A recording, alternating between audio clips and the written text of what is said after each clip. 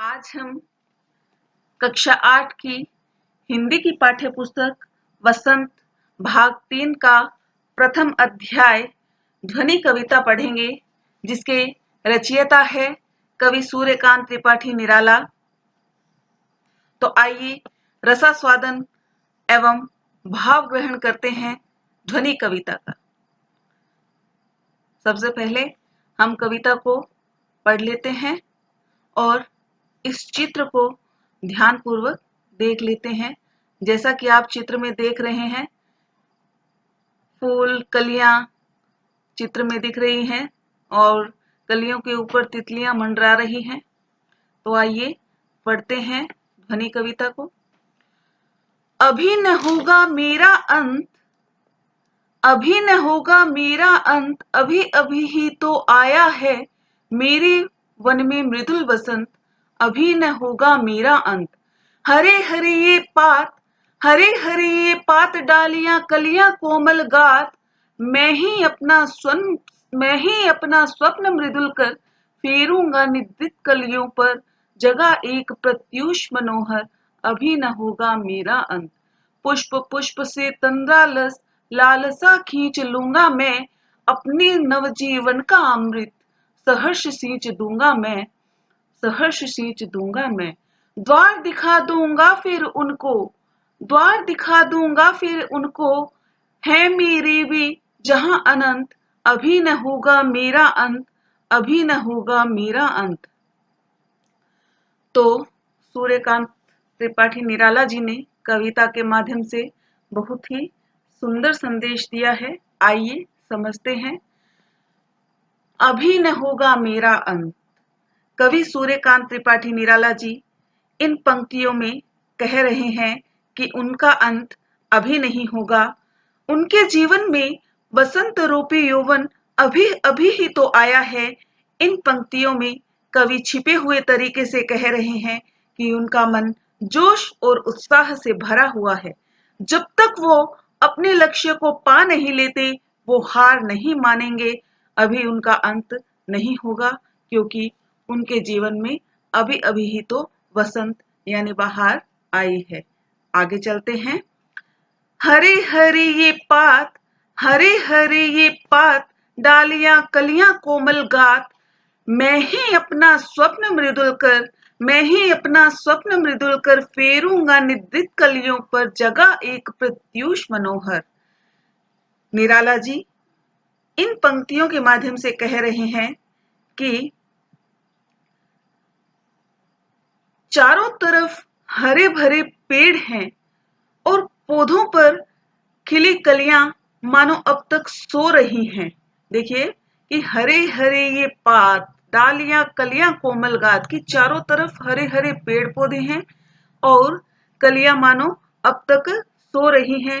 मैं सूरज को यहाँ खींच लाऊंगा और इन कलियों को जगाऊंगा, फेरूंगा निद्रित कलियों पर, जगह एक प्रत्यूष मनोहर।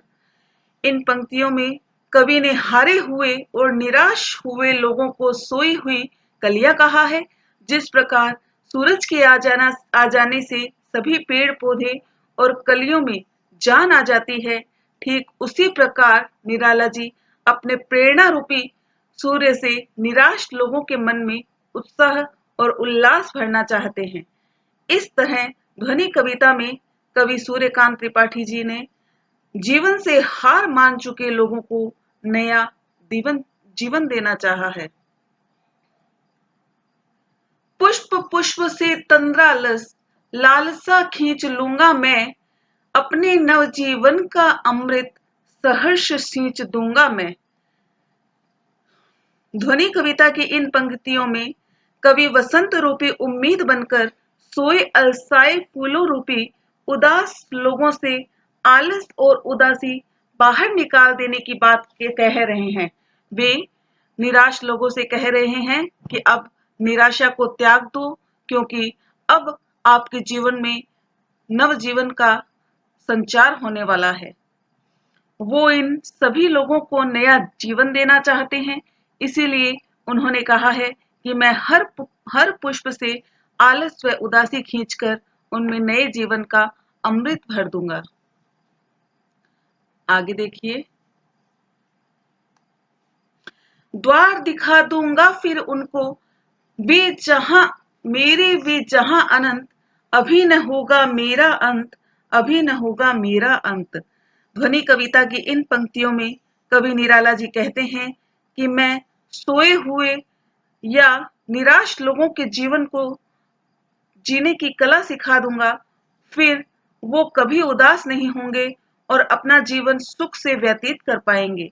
कवि का मानना है कि अगर युवा पीढ़ी परिश्रम करेगी तो उन्हें मनचाहा लक्ष्य मिलेगा और इस आनंद का कभी भी अंत नहीं होगा। इस प्रकार कवि कहते हैं कि जब तक वो थके हारे लोगों को सही राह नहीं दिखा देते, तब तक उनका अंत संभव नहीं है।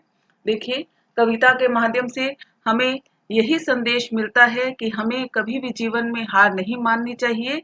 जिस प्रकार से कवि ने कहा है कि मैं निराश लोगों के जीवन में नया संचार कर दूंगा, तो उसी तरह हमें भी जो लोग निराश हताश हो चुके हैं उनमें भी आशा का संचार करना चाहिए। इसी के साथ अब आगे चलते हैं और इस अध्याय के प्रश्नों पर थोड़ी नजर डाल लेते हैं। तो चलिए अब इस कविता के कुछ प्रश्न देख लेते हैं। तो सबसे पहले है कविता से, कवि को ऐसा विश्वास क्यों है कि उसका अंत अभी नहीं होगा? पहला प्रश्न है, कवि मानते हैं कि उनका अंत अभी नहीं होगा क्योंकि अभी उनके अंदर उत्साह, उमंग और जीने की चाह कूट कूट कर भरी है। कवि के अनुसार एक मनुष्य तभी मरता है जब उसके अंदर से खुशी, उल्लास और उत्साह खत्म हो जाता है। उनके अंदर ये सभी चीजें अभी प्रचुर मात्रा में हैं, इसीलिए कवि ने कहा कि अभी उनका अंत संभव नहीं है, अभी उनका अंत नहीं होगा। दूसरा प्रश्न है, फूलों को अनंत तक विकसित करने के लिए कवि कौन कौन से प्रयास करता है? तो आइए देखते हैं इसका उत्तर।